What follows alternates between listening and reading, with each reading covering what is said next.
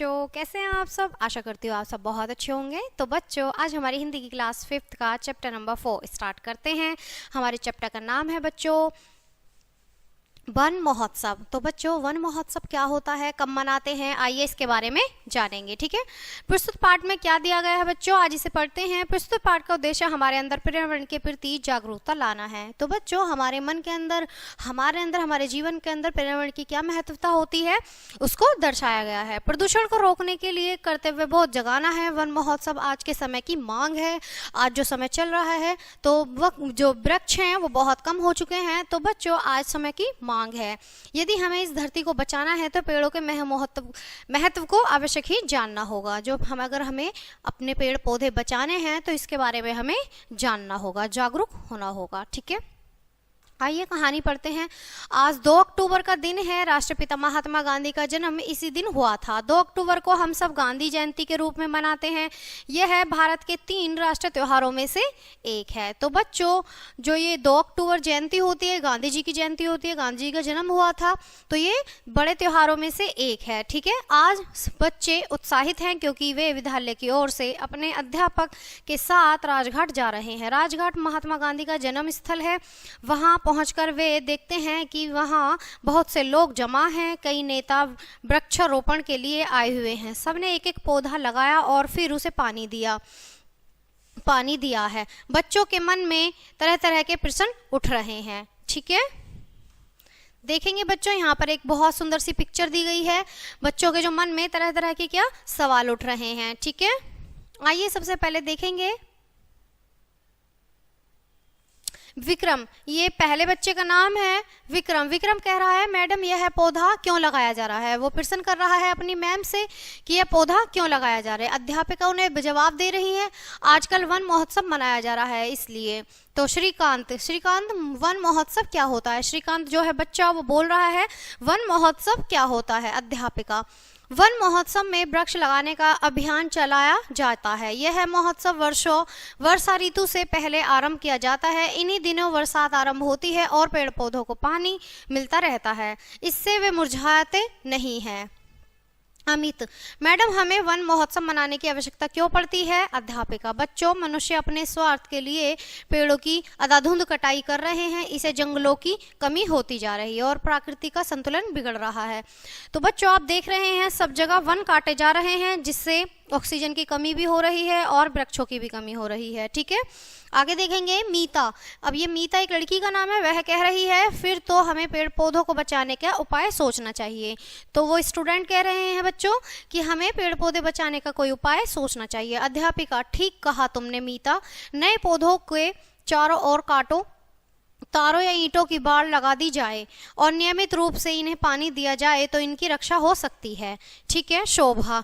अब देखो बच्चों, यहाँ पे शोभा का सवाल उठा है। शोभा, क्या हम भी वन महोत्सव मना सकते हैं। अध्यापक, क्यों नहीं, अवश्य मना सकते हैं। ठीक है, विक्रम, वह कैसे। अध्यापिका, वह ऐसे कि हम नर्सरी से कुछ फूलों वेलों और पौधों की पौध लगाकर अपने विद्यालय के मैदान में चारों ओर लगाएंगे। ठीक है, श्रीकांत। अब श्रीकांत कह रहा है, मैडम क्या हम नर्सरी से अपने घर के लिए भी पौधे ले सकते हैं। अध्यापिका, हाँ क्यों नहीं। श्रीकांत, ठीक है, मैं उन्हें पानी दूंगा, इसमें खाद डालूंगा और उनकी भली प्रकार से देखभाल करूंगा।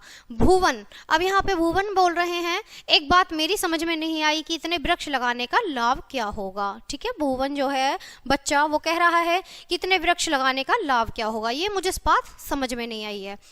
तो अब क्या होगा कि जो अध्यापिका हैं वो जवाब देंगी। अध्यापिका, वो कह रही हैं, भुवन, तुमने अपनी विज्ञान की पुस्तक में पढ़ा होगा कि पेड़ पौधों से हमें प्राण वायु अर्थात ऑक्सीजन मिलती है। पेड़ पौधे हमारे आसपास की दूषित हवा को लेकर अपना भोजन बनाते हैं और शुद्ध हवा को वातावरण में लौटा देते हैं। इतना ही नहीं, पेड़ की जड़ें अपने चारों ओर की मिट्टी को जकड़े रखती हैं, जिससे वर्षा या आंधी से जमीन कटती नहीं है। विक्रम, और फिर पेड़ पौधे की ठंडी ठंडी छाया में शांति और ठंडक भी तो मिलती है। कई जीव जंतुओं के लिए है आश्रय स्थल है। ठीक है, जो जीव होते हैं, कई जीवों के लिए, जंतुओं के लिए क्या होता है, ये रहने का, सोने का ठिकाना होता है पेड़ पौधे। ठीक है, अब यहाँ पे अमित बात कर रहा है। जो अमित है अब वो बोलेगा। फिर लोग पेड़ काटते क्यों हैं? अब उसके मन में ये सवाल उठाया कि अगर इतना हमें लाभ है पेड़ पौधों से तो फिर उन्हें काटते क्यों हैं? अध्यापिका, मनुष्य स्वार्थी हो गया है, हमारे पूर्वज हमारे लिए वृक्षों की धरोहर छोड़ गए हैं। ठीक है, यहाँ पे जो हमारे पूर्वज हैं, हमारे बड़े बूढ़ों हैं, वो क्या करके गए हैं? हमारे लिए वृक्षों की धरोहर छोड़ के गए हैं, जिसे हम धीरे धीरे नष्ट कर रहे हैं। उन्हें काट काट कर उस जमीन पर कुछ और बना रहे हैं, तो उसे क्या करें? नष्ट कर रहे हैं पेड़ पौधों को। ठीक है। मीता, यदि हम पेड़ नहीं काटेंगे तो मकान, फर्नीचर आदि कैसे बनाएंगे? तो मीता ने कहा कि अगर हम पेड़ पौधे नहीं काटेंगे, लकड़ी से ही तो फर्नीचर बनता है पेड़ पौधों से, तो वो फिर कैसे बनाएंगे? श्रीकांत, कुछ लोग तो लकड़ी का प्रयोग ईंधन के रूप में भी करते हैं, जला के खाना बनाते हैं उन्हें। ठीक है।